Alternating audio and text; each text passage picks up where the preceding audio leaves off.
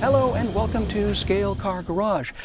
I actually was fortunate enough to have a chat with someone this week who you have to see his track to believe it. It's absolutely spectacular. It's wonderful. And I came across his YouTube videos because I watched his tutorial on how to make your own trees for your layout. And my goodness, you have to see it. I will leave a URL for his YouTube channel down below. But I at first thought that he'd been doing this our hobby for years. He just basically started. Um, there's all in, and then there's what Anthony Ramsey has done with his slot car track. He's beyond all in. I mean, you have to see it to believe it. But before you go to see his YouTube videos, I really will implore you to please listen to our conversation because he's such a wonderful person and very talented and so enthusiastic. So anyway, let me be quiet and present Mr. Anthony Ramsey here on Scale Car Garage.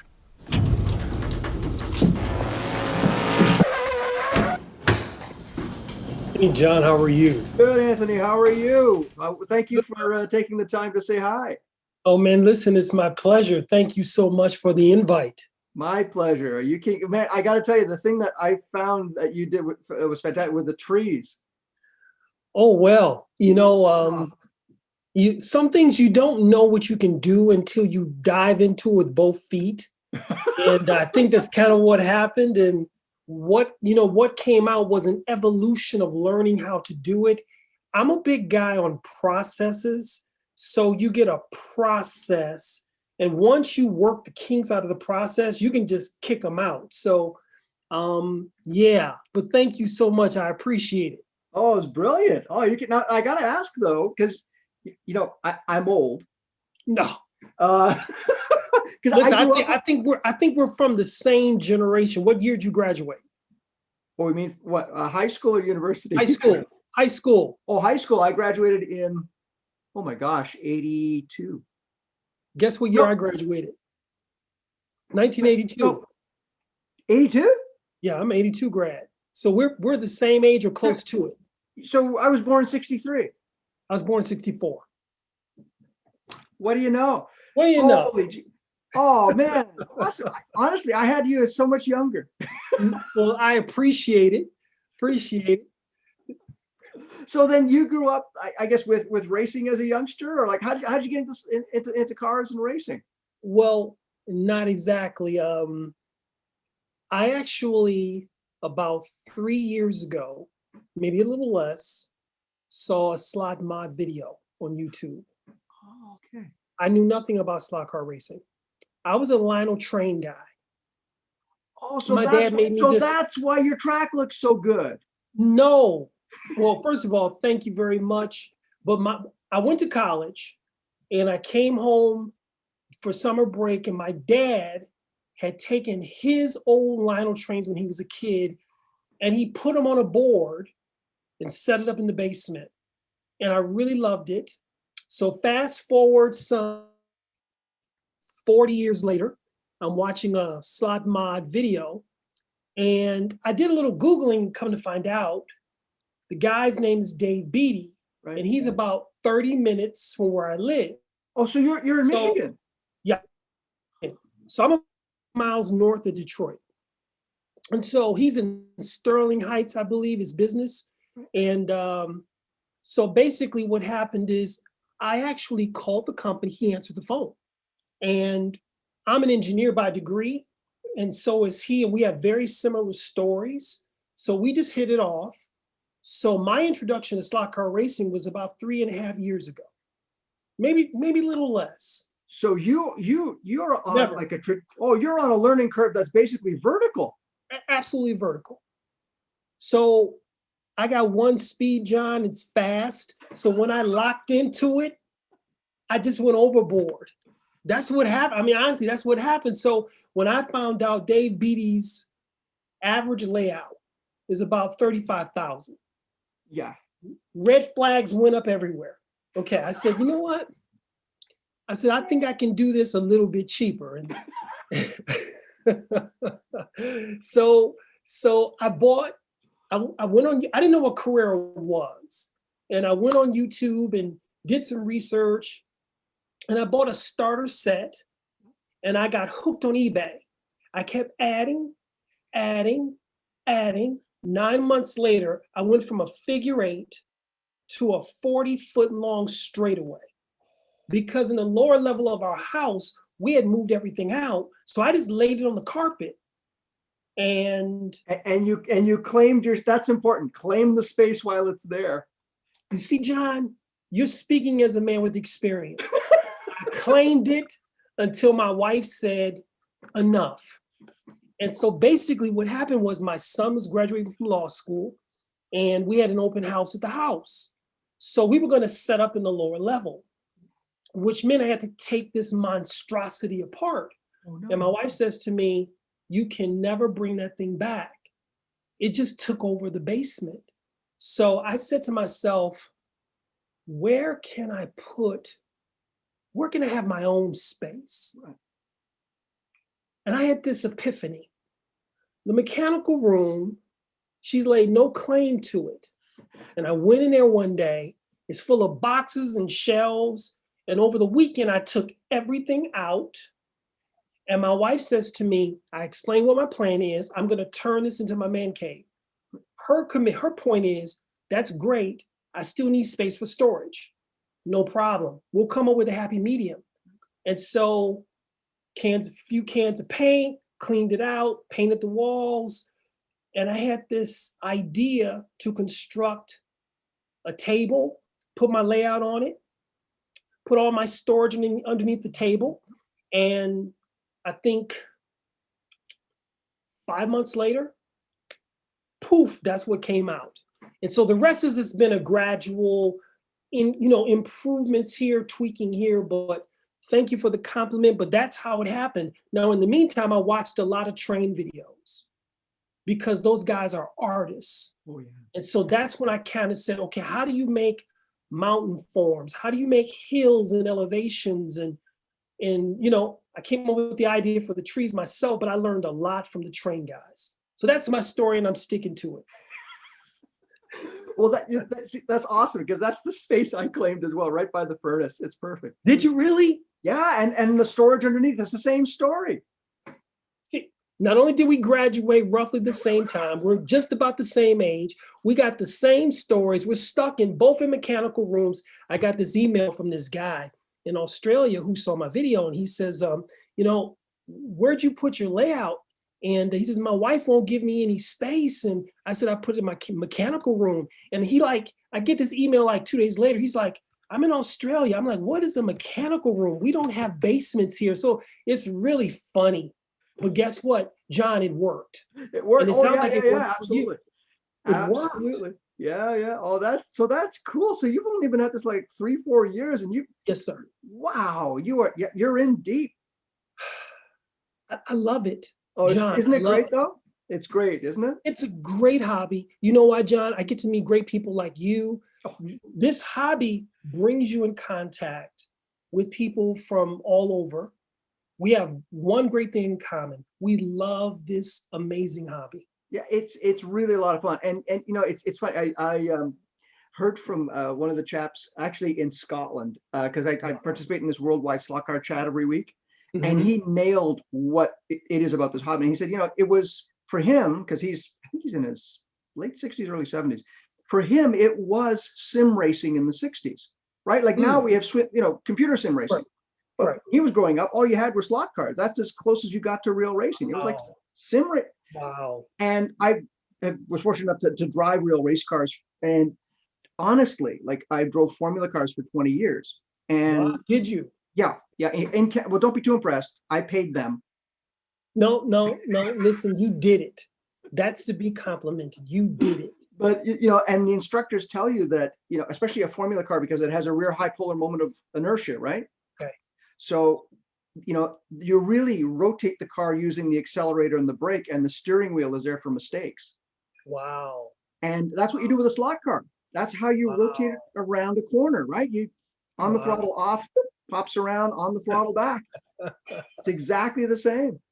Wow. So you raced in Formula cars. What would be the closest? Would that be like a Formula One car? Would it Well, be? it was like it was one notch above Formula Ford. It was Formula 2000, so it was Formula Ford Wow. with 2-liter engines and wings.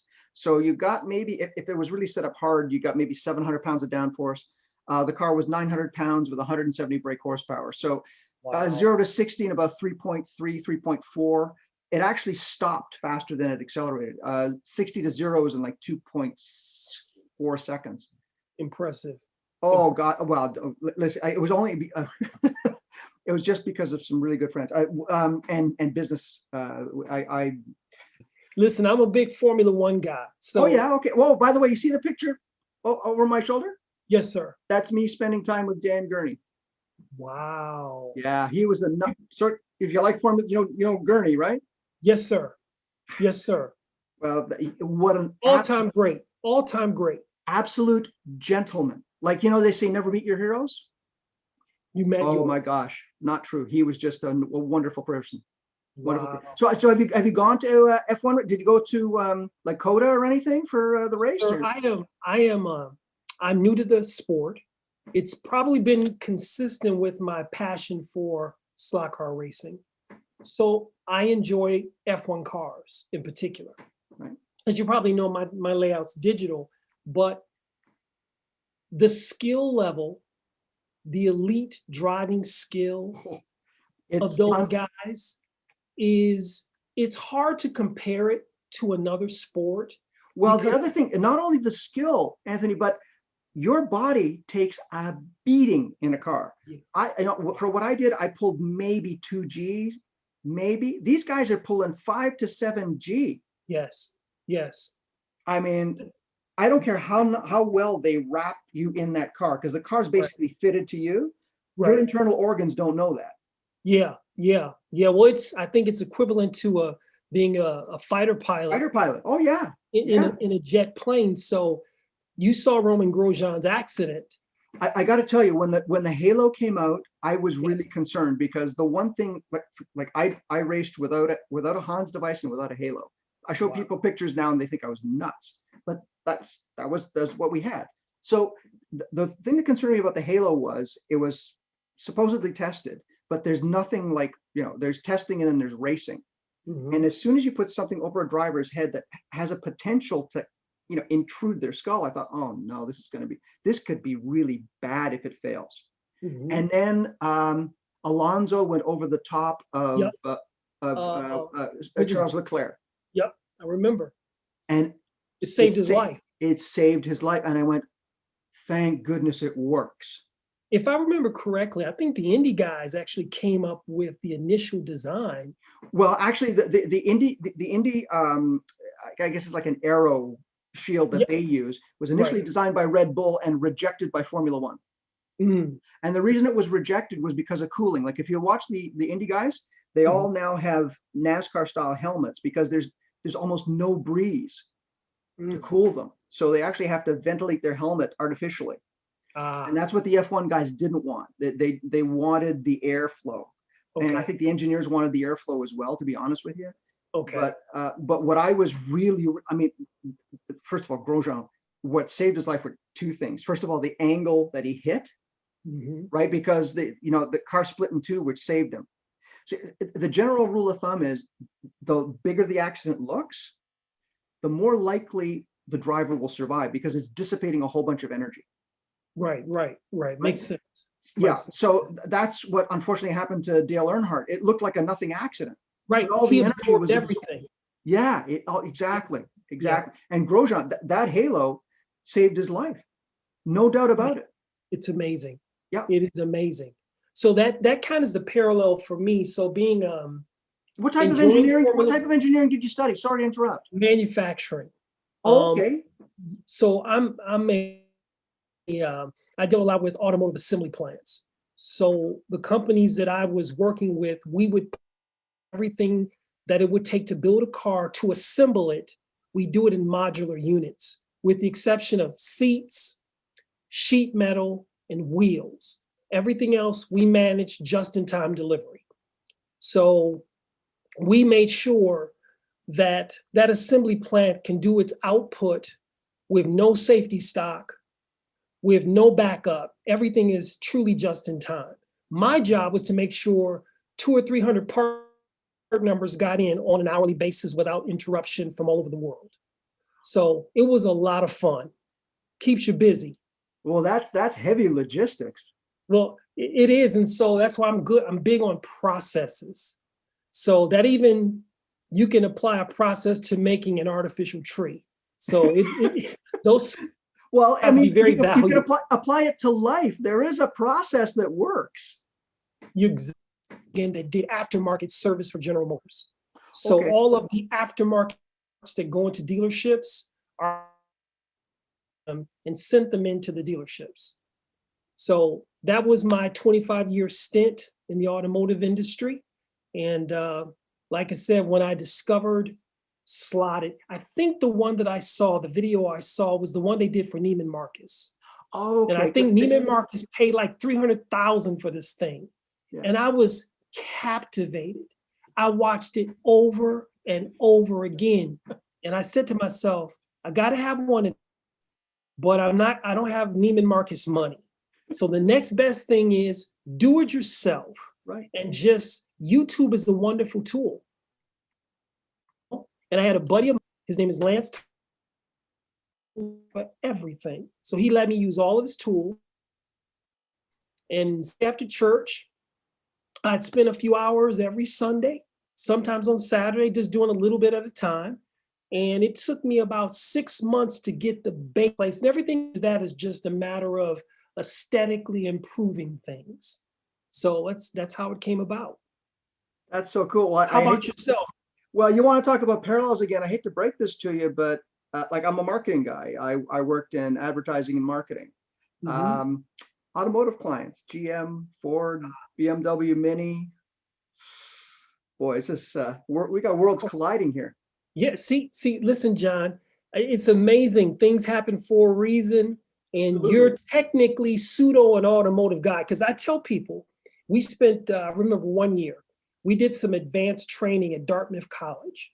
And so they had executives from all over the country in different industries, aerotech, space, defense, different industries. And what they did was they gave you business models. And so it was like a small group of automotive guys, like 5 of us, and they would give you these business scenarios and say, what would you do if faced with these circumstances? And what they found out, the automotive guys ran circles around because we were training so quickly on our feet, because in our end, we shut a line down. It's $1 million every, I think, 3.5 minutes. It's like $1 million in lost sales. So a small little widget that doesn't get to the plant in time means the final assembly can't get that vehicle out the door. And at the end of the day, that's all Mr. GM cares about. So that's my story. Wow, that's so awesome. Okay, so Yeah, now I got to ask though, with that background, have you started to scratch build any cars yet? You know, I've watched some of your videos. You are an artist. I'm going to leave this to the experts. I've seen scratch built cars. I like better when you can go on eBay and just buy one already done. I've seen your moment videos. I'm impressed. You make one of a kind vehicles. You know, quite honestly, John, I'm more into the layout itself excites me. The cars are not the appeal to me. They're the caveat. It's the like the other day, I bought a product from a company called Magnetic Racing in England, and it's a Dunlap Tower. It's a replica of a Dunlap Tower, and they I think they do it. It's laser cut, was the MDF board, I think it is. You have to put it together. I found myself putting this thing together. It took me about 2 weeks to do it. I was amazed that my table was flat, and I saw the engineering in me come out. I was amazed that when I put these two towers in place, it was perfectly level. To me, that's exciting. That just shows you how nerdy and geeky I am. The fact this table can be 35 feet by 8 and be flat or level is a big deal to me. Especially in your mechanical room, because I'm sure it has a slope for drainage. Yes, sir. Plus, all of the legs of my table are actually deck posts. So I cut them all to size. You know how you have your deck post that holds your deck up? I went to Home Depot and they were like $3 a piece. So I bought them. So I have like maybe 15 to 20 leg posts holding up, and I cut them all by hand. So you have to assume they're not all exact, but my table's level. So here again, it's the journey, John. It's the journey that I enjoy. Racing is the byproduct of enjoying the process of making trees and making them look realistic. And yours do. They turned out so well. Well, thank you very much. Thank you. You did a car. I'm trying to think what car it was. It was a convertible. Oh, was it the Porsche, the 356 maybe? It might have been. It was amazing. I think you did the casting yourself. I think you did it. Oh, well, now I'm casting a 356 body actually by the same manufacturer. So, okay. Because what happened was I built the car and then people have said, oh, like, is it for sale? I was like, well, no. Yeah, that one. Yeah, it's beautiful. Oh, thank you. No, it turned out very, very well. But it's our daughter actually, I taught her how to sculpt and cast, and she has a little company called Studio 65. Wow. And you know the little Austin Healey sprite that I showed in one of my videos? I don't know if you've seen it, but not sure. Oh, she actually sculpted that and cast it. She's sold, I think the last count is about 72 of them. Yeah, and most of her customers are actually in Germany, but it actually has helped paid for her tuition. Fantastic. Yeah, she's like her mother, right? She's pretty and smart. That's where they get it from. Yep. Oh yeah. You can look at this. I got a face for radio, man. Listen, man, I feel you. I understand exactly. We have more than a few things in common, John. Okay, except this doesn't happen to you. I do the backstroke in the pool and people yell shark. No, listen, man. No, I don't have that problem. I don't have that problem. Yeah, when kids start surfing on the wake of your backstroke, you got a problem. You got a problem. Let me ask you this. How did you get started in the hobby?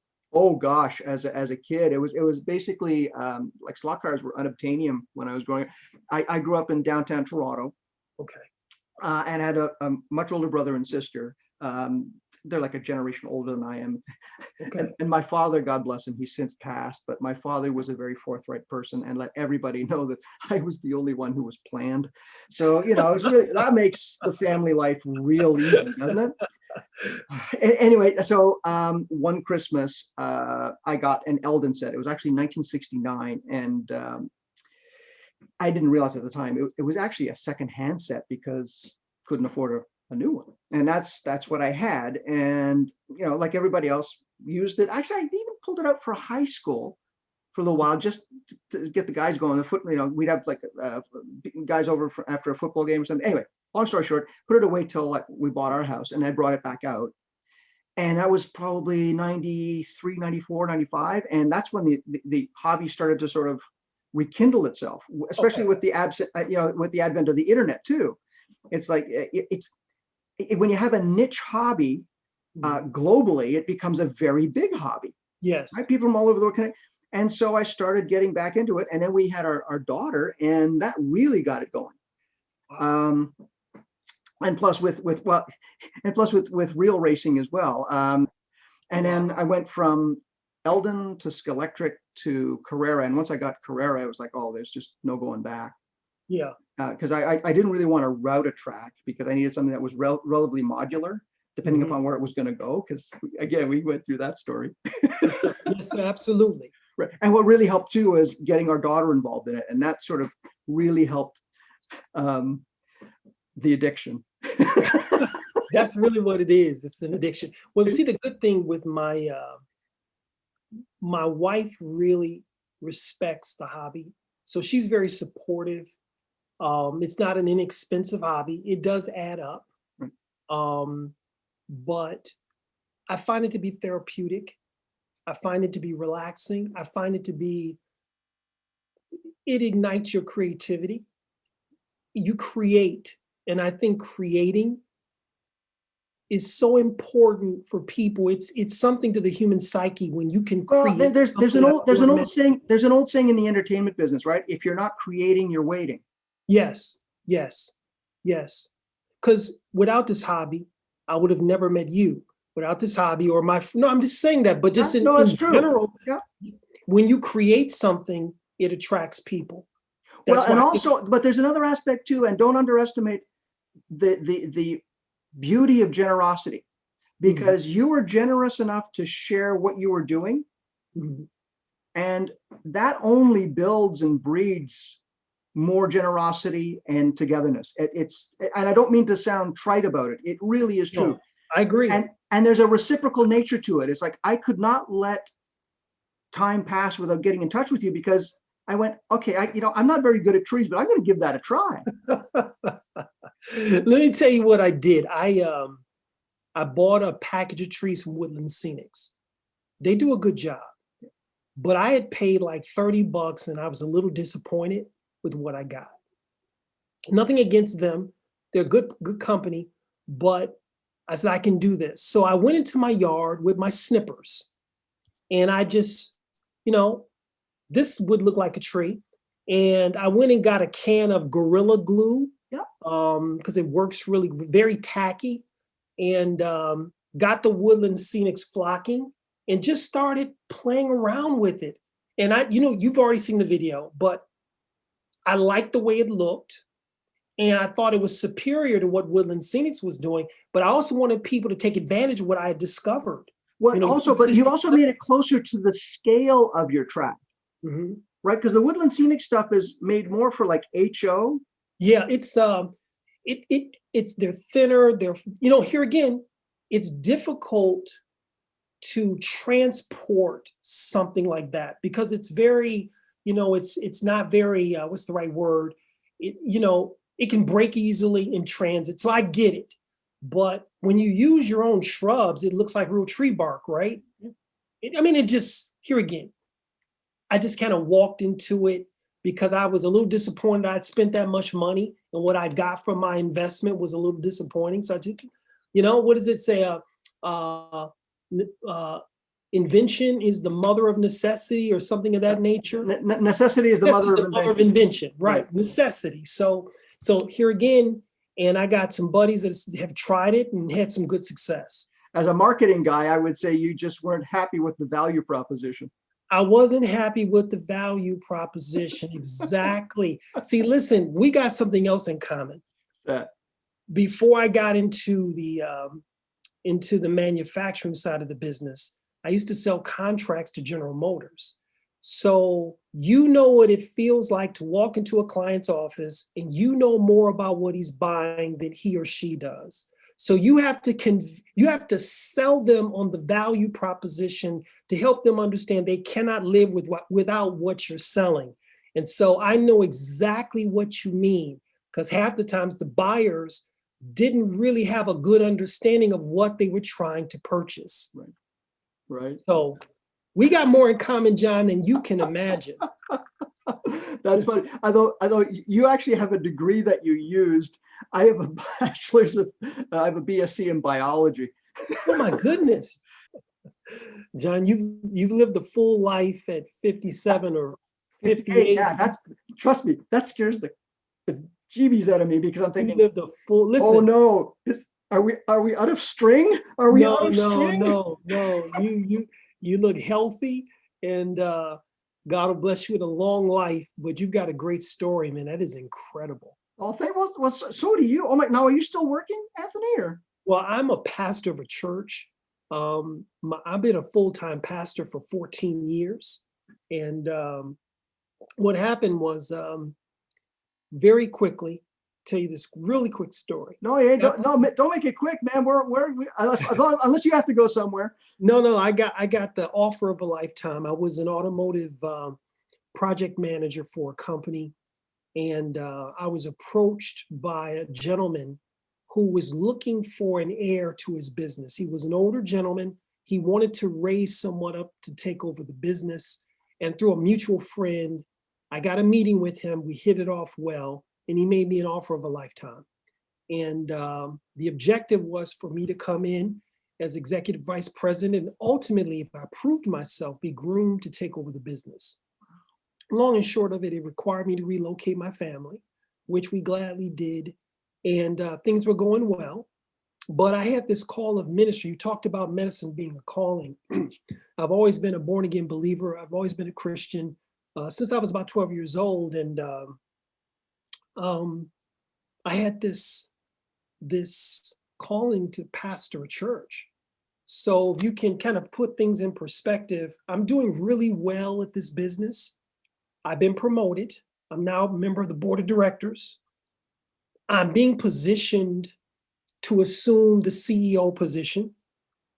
After X number of years, I became CEO of the company. But my wife asked me one day, so when are we going to start the church? And something in me clicked. I can't explain it. It's like the elephant in the room.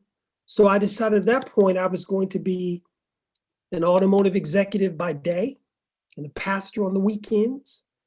And it should work great, but I owed it to the owner of the company to let him know because I was so visible in the community.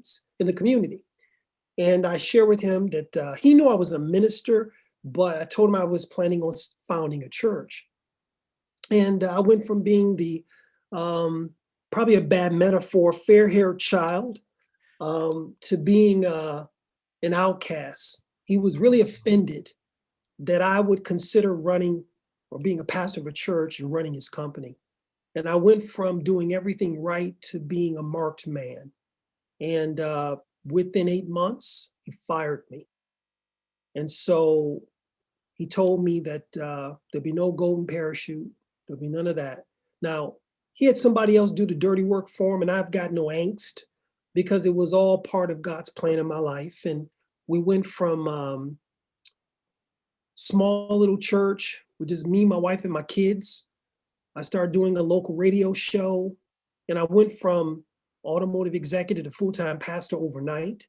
Because like I said, I've got one speed. You know, I'm not the guy that gradually works into it. I just jump into it.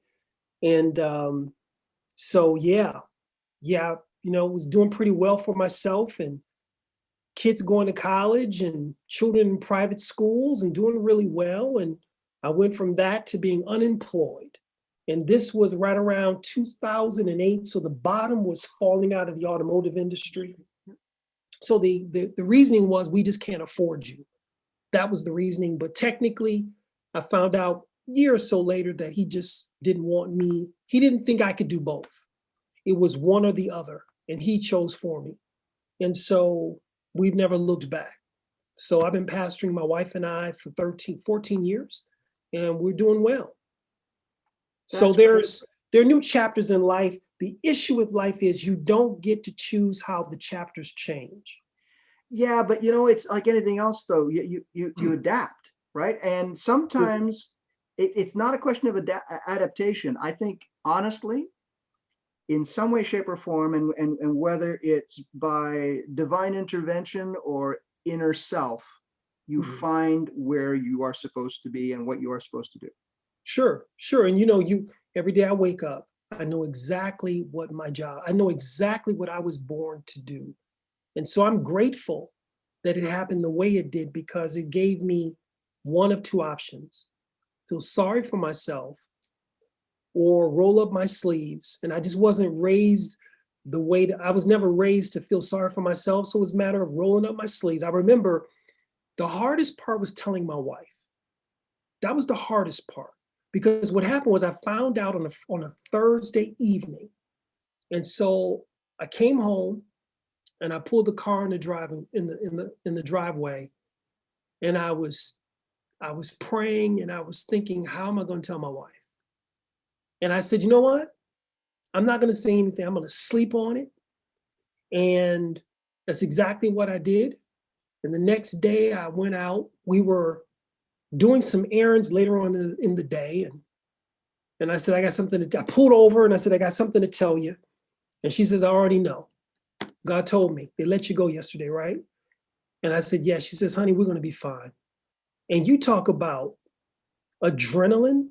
You talk about nitroglycerin, or was it nitro in my veins? When my wife said those words to me, I'm like, okay, we're gonna do this. And we did. By God's grace, we made it. Well, don't forget though, when you have a good teammate, Yeah.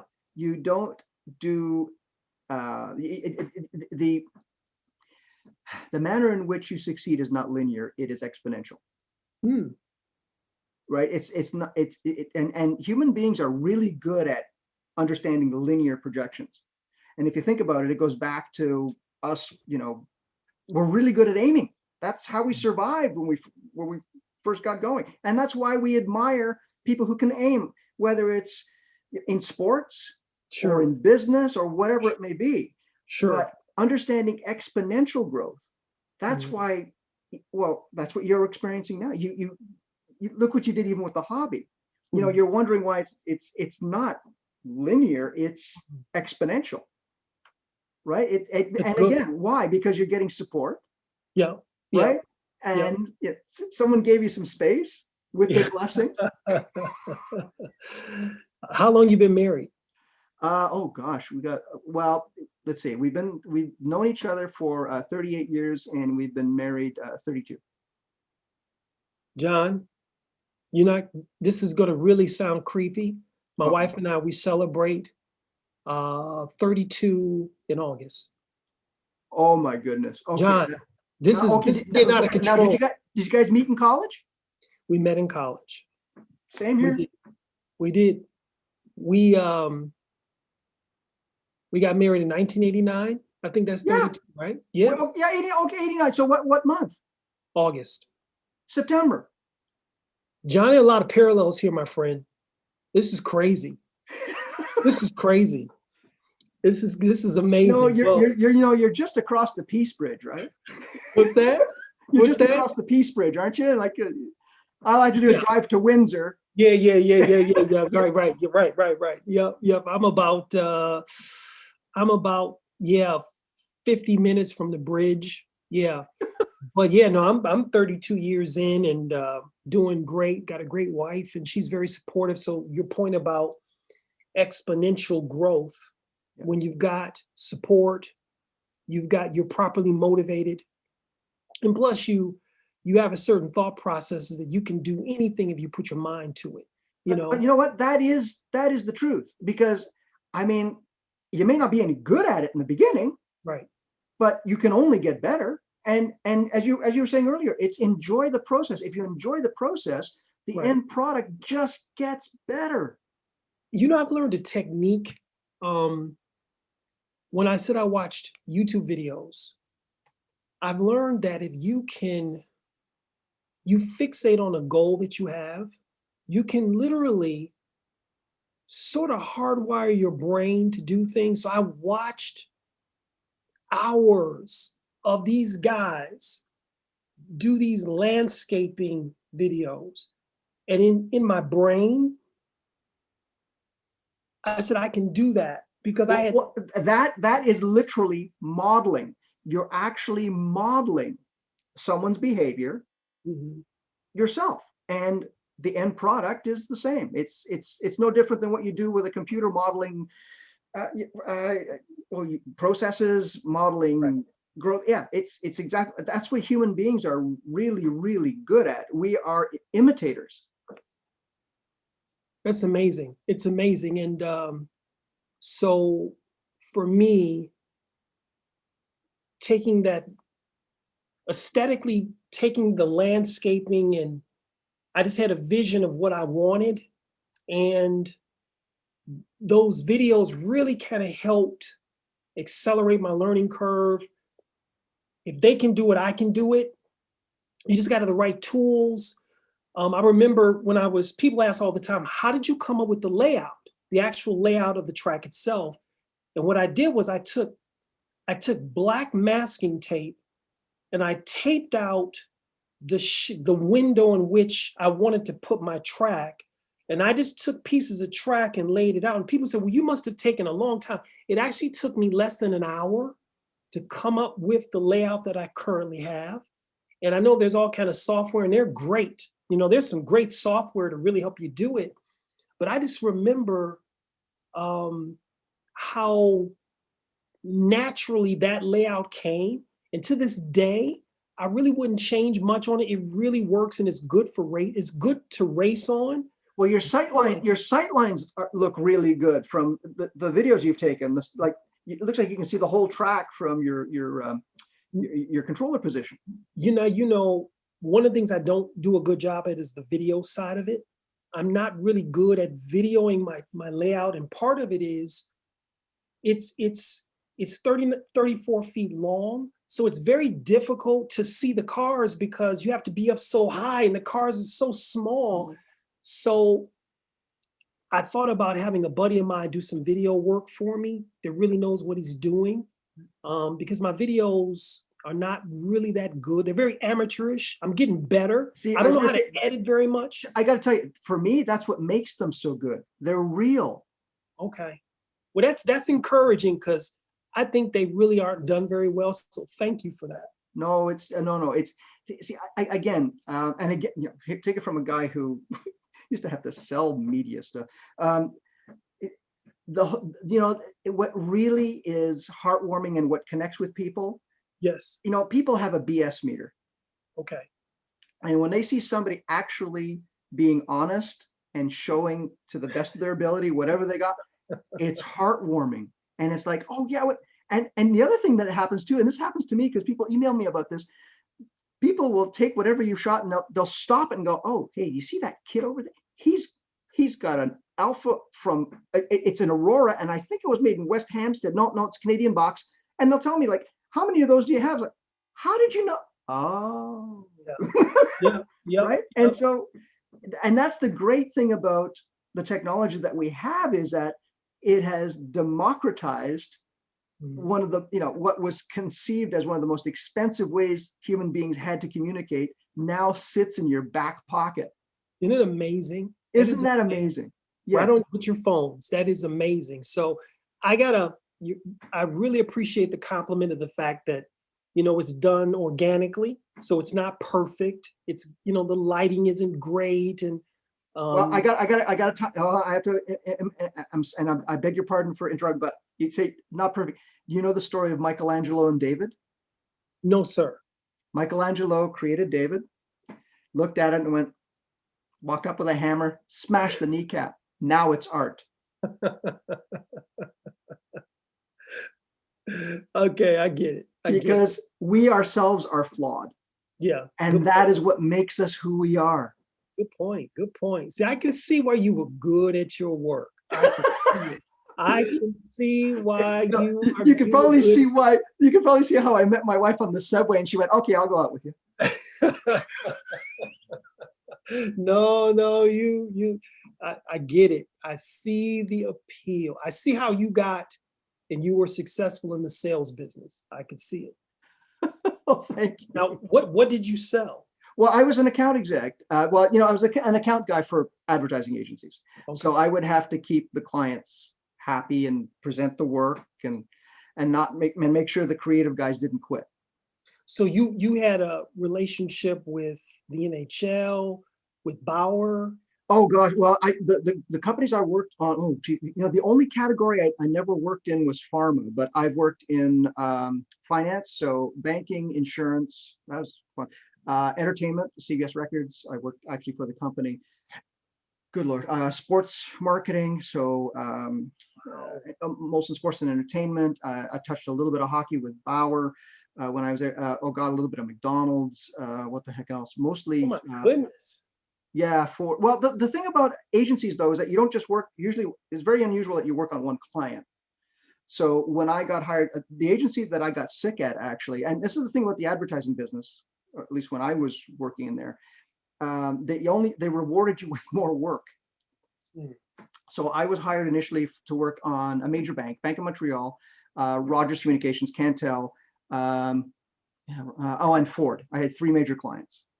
They were going so well, they gave me two more. One was Tourism Canada, and the other was Lombard Insurance. And then I grew my tumor. But I really had a trifecta of life events. My father had passed away. We bought our home, and I started this new job that was given more and more. And then the owner of the agency, it was the second largest Canadian agency. His name was Terry O'Malley, wonderful man. And boy, when he found out I was sick, oh boy. Wow. I mean, I was just, yeah, they really, really pulled all the stops out. That's awesome. Yeah. That's Oh yeah, it was good. But that's the agency business. So and it's almost, it's almost like dog years, when you one dog year is 7 human years. Yeah, 1 year at an agency is like 3 years at a normal company. Well, see, I would think that there would be silos of industry that but you were crossing. Well, and this is the thing that I convinced people is, what I did at British Airways actually there was a lot of correlation to do. So for example, we had a Bank of Montreal that had a credit card that was a travel product. And in a meeting, I just said, well, about the freeform section on an airline ticket, we could put some marketing information in there. And they looked at me like I had three heads. How do you know that? Oh, I worked on BA. Oh, what else does John know? Right? And I'm a trivia buff. If you can't notice, and I've got a pretty good memory. So if life hands you lemons, make lemonade. And so I would just cross-pollinate stuff. That film Working Girl, where I remember it. What the heck was her name? It wasn't Dolly Parton, was it? No, that was 9 to 5. But it was all about a woman who was a secretary who worked her way up in a firm because she just put random things together and they made sense. And that's kind of how I got going and cross-pollinated. So and it's funny too, because when I was being recruited for different jobs, people would look at that as a negative. It's like, I don't want to talk to you. And that's the other thing. That's the other really big life lesson. Just the power to say no. Yeah. Right. Like there are some relationships you just don't want to have. And the real red flag is when someone asks you, well, so what are you looking for salary? And as soon as I say that, it's like, yeah, you know what? This isn't going to work. Yeah. Because you're more interested in money than what I can do. And honestly, every time I've gone for the golden chalice, it's been just a terrible experience. Terrible. And the most fun I've ever had is when I worked for less. Like, I mean, yeah. Oh yeah. But that being said, everyone has their championship year, right? There's this like, this golden sort of era that everybody has. Mine was working for, I got hired to work for an airline, British Airways. And I helped launch their frequent flyer program in Canada. Wow. And it was like winning the Stanley Cup. Everybody on the team was like a Gretzky, a Messier, like they hired. Yeah, and they were great people. And then the hardest thing I had to do, but I wasn't actually hired by the company. They couldn't afford the overhead in Canada, so they funneled my salary through their agency. So I had all of the trappings of a BA employee. I just didn't have the stock options, and I technically wasn't on their books, but I carried a BA card, a BA airline pass. Oh my gosh, my wife and I went on some great trips. In one trip, we went to London and we literally bumped into Nelson Mandela and Princess Di on the same day.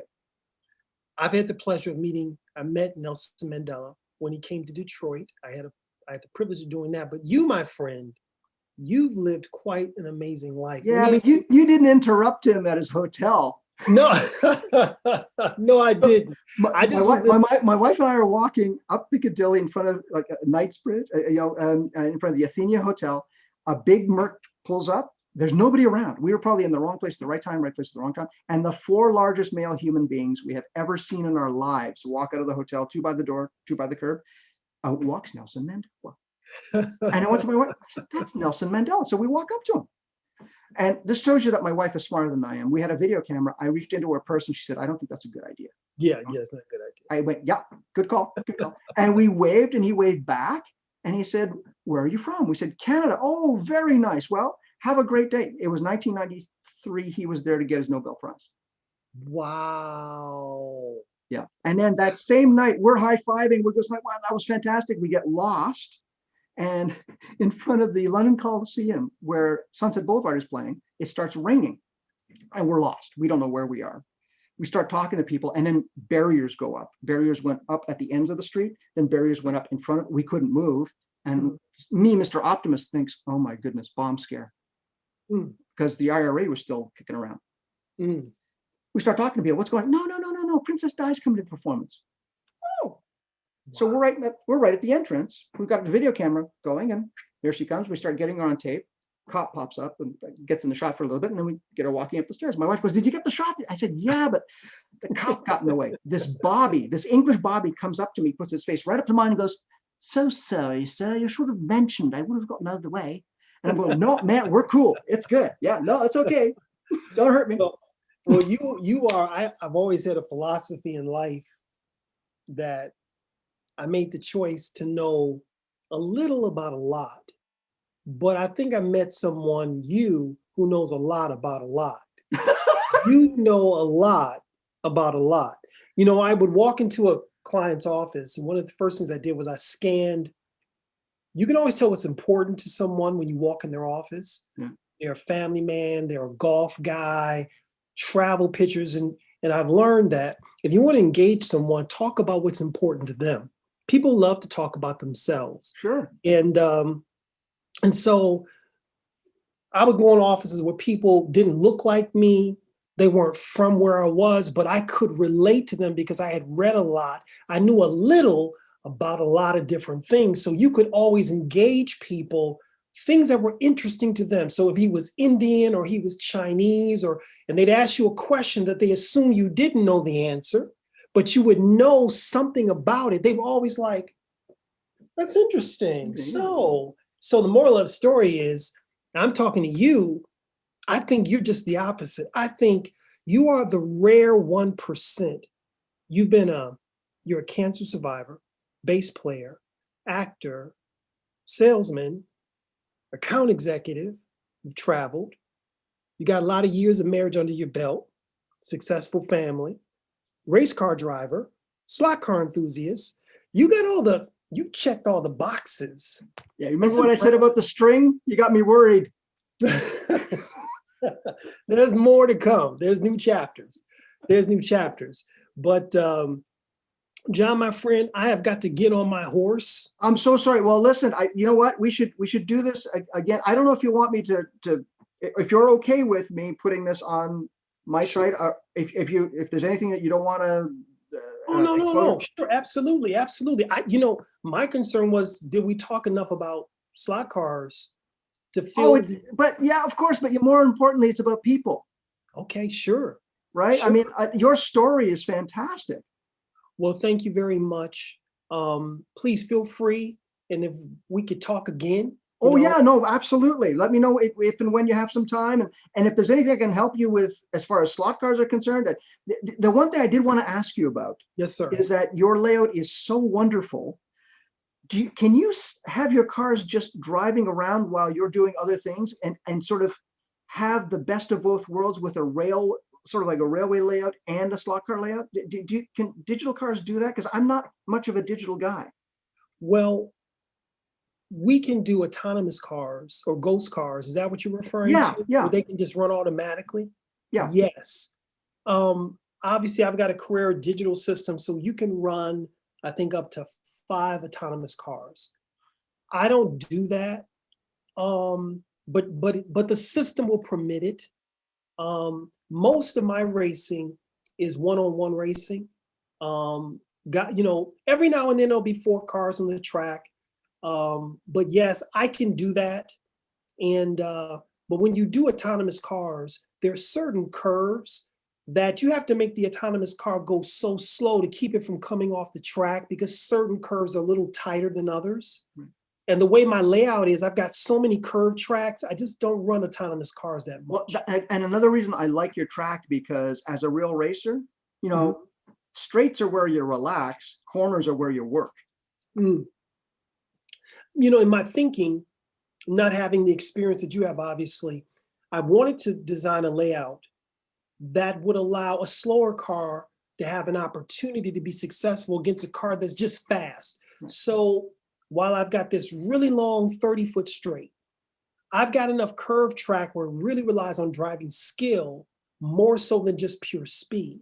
So you can take someone with a slower car and have a chance to be successful because there's so many curved sections in the track. And so to me, that was kind of important, because in some tracks you can just, you know, it's just blazing speed. If you've got the fastest car, you're going to win most times. But in my layout, you really gotta be careful. Yeah, it looks like a driver's course. Yeah. Well, I've had some people come over who are a lot smarter than me, who've been doing this a long time, and said the layout is competitive. The layout makes sense. It's not overly done, but yeah. Now, you have a track too. You have a Carrera system? Yeah. Yeah. But you But it's pure analog. It's just pure analog. Yeah. Okay, because I haven't seen your layout on your videos. Am I looking at the wrong video? No. Actually, it's in. You know what I'll do is once we finish, I'll send you some URLs to. I did a whole track tour. Okay. Because it's really an homage to Spa, like the old Spa, Yes. which is one of my favorite tracks. Beautiful track. Oh yeah, boy! I'll tell you that was one thing I had when I talked to Mr. Gurney. I actually asked him. I said, it wasn't Eau Rouge, it was Masta, wasn't he? He went, oh yeah. Well, if I remember correctly, a Rouge is that sweeping elevation change that goes into a blind curve almost, right? Yeah, and it's off camber. Okay, that means it's inboard or outboard, right? It means it's conical in shape. Okay. Yeah, that's an off camber turn. So a bank turn is on camber. A conical shaped curve is off camber. But even you know, Mr. Gurney said, yeah, no, you know, Eau Rouge was like a third gear. That's nothing. He goes, the Master Kink separated. Wow, the men from the boys. Yeah, he said it was 200 miles an hour, and you didn't lift. You would just shove the car right, left, or left, right. I'm sorry, left, right. Yeah. That's why there's a 1% of 1% that do that very well. And he said his the only thing he feared was a flat tire, because his car's chassis was made of magnesium. So if he had a flat tire and the chassis hit the tarmac, it would spark, ignite, and oh my gosh. Yeah, and they used aviation fuel in those days. So it was gosh. Yeah, it was like strapping 7 sticks of dynamite. Highly flammable, right? I mean, oh yeah, it's 120 octane. Yeah. Oh yeah. Those guys were just. But he said that's what we did. Let me ask you a question, because you would be a great person to ask this question too. Who is the best driver in Formula One right now, in your opinion? In my opinion, yes. Without a doubt, Lewis Hamilton. Yes. Yeah, no, without a doubt. I mean, but here's the thing about Formula One. People will complain, oh, Mercedes is winning everything. Oh, Hamilton's winning everything. Grab a road and track from 1965. Oh, Jim Clark and Lotus are winning everything. It's like, yep. There's always one. Michael Schumacher. Winning everything. Yeah, absolutely. Yeah. Now, you know, and then what I really, this is why I get, I don't agree with this best of all time thing, because especially in Formula One, it's all about eras. So you know, as good as Lewis Hamilton is, you know, in his era, the best. Can you compare him to somebody like a Jimmy Clark, where, you know, he was dominant in the 1.5 liter class or formula in the mid 60s, where, you know, they had like 240, 260 horsepower, where, you know, cornering speed was everything. You had no aerodynamic downforce. Wow. So you know, the cars have evolved so much, it's really difficult to, you know, compare drivers. but still, I mean, the forces that modern drivers experience right now are just mind-boggling.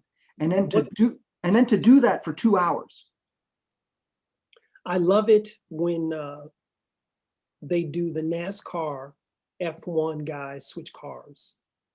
And I love to see the reaction of the NASCAR guys. It's always the same after they've driven what is really a dated F1 car, a dated one, right? Because they don't let you get to drive the new stuff. And they're like, oh my goodness. Yeah, you know, the guy who actually did half decently with when they did that was Jeff Gordon. Yeah. And you know why? Because Jeff Gordon went to the same racing school up here in Canada that I did. Did he really? Yeah, and he wanted. Is he Canadian? Is Jeff Gordon Canadian? No, he paid extra so no one would find out about it. Wow. One of my instructors was one of his instructors. Incredible. Well, Danica Patrick came up here as well. She won the Renault series at the same school that I got my license at. But they all keep it hush. Yeah, it was called originally it was called the Spinard David Racing School. In fact, Ron Fellows, you ever heard of Ron Fellows? I've heard the name before. Okay, well, he's a Corvette driver. He won the 24 Hours of Daytona for Corvette. But he was not only a graduate of the school, he was an instructor there. And then all the players guys went there. Like, you know, Greg Moore went there. Pat Carpentier went there. Jacques Villeneuve spent a summer there. But again, it was. And you trained there also. Yeah. Oh, no, that's where I got my license. Yeah, and that's where I raced. And what was really funny is that, you know, it was the best kept secret in motorsport. Wow. So guys sneaking off to Canada to get some elite training and going off and racing in these incredible races all over the world. Well, and the whole thing is you go into a smaller sort of formula car, and that's really what anybody can drive a fast car fast. It's really tough to drive a slow car fast. Yeah. Yeah. So it's what my excuse of, you know, when I would get dates in high school, it's not what you have, it's how you use it. That's true, my friend. It's true. Indeed. Indeed. Well, but I'm fibbing because I never had any dates in high school. Well, John, that might be the only thing you haven't done. You've done just about everything else. And listen, don't look at it as a detriment. There's more life to live. Oh, I'll tell you that, you know, I mean, high school was like the Sahara, and oh my gosh, university, I was like a shark in a sea of chum. Where'd you go to school, college? York University here in Toronto. Okay. Yeah, so I graduated with a BSc in biology. Wow. Yeah, so that really helped us. Yeah. That is incredible. Well, but you know, again, I'm sure much like yourself, I had a father that, you know, if you weren't in school or working, you were a bum. well, And I'll never forget this. I grade 10 biology, man. I got like a 96 on my first exam. And I came home and my father went, what happened to the other 4%? And it's like, okay. And now I realize that what he was doing was it's not that he was, it's like, don't think too highly of yourself. sure. Right? Sure. Like, don't, you just take that strut elsewhere, son. You still have work to do. Well, it served you well. Obviously, you've taken advantage of all of it. Because networking and people it's everything. You know, knowledge is good. Right. But, and it's like, and people don't believe this, especially when they're young and they're looking for work. You try and tell them that, you know, being hired is easy. Hiring someone is hard. Mm-hmm. Because when you're hiring somebody, you got to think, I'm seeing at least 3 other people who have exactly the same technical background. Mm-hmm. Who do I want to live with and work with for 8 hours a day, 5 days a week? Mm-hmm. It's fit. So, you know, if you get a no, that's not a bad thing. It's a good thing. Mm-hmm. That means that go and get the other. And that's what I learned being an actor. Like being an actor, you are in a constant state of unemployment with sporadic employment. Mm-hmm. So you better like to audition. If you don't like to audition, don't become an actor. Mm-hmm. Right? Mm-hmm. And that's why job interviews were a breeze. Wow. They're a breeze. Makes sense. It makes sense. No, it makes sense. And first of all, you know, they couldn't shut me up about talking about myself.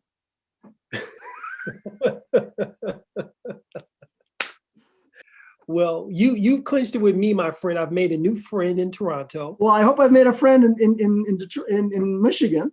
Yes, sir, you have. And what I'm going to do is, please, by all means, use whatever you want to use. If you have other questions and you want me to be more, the next time we talk, more slot car specific, it's always good to get to know people. And Yeah. I enjoy learning about other people because people are amazing to me. I'm in the people business. So I like learning about other people because you learn so much. This has been a very rewarding conversation. Well, So I hope you've enjoyed. I didn't mean to. I feel like I've been doing most of the talking here, Anthony. I apologize. No, don't apologize. No, listen, that's good. I'm a bit of an introvert, so I've learned a lot. And so I look forward to talking with you again. Same And here. Yeah.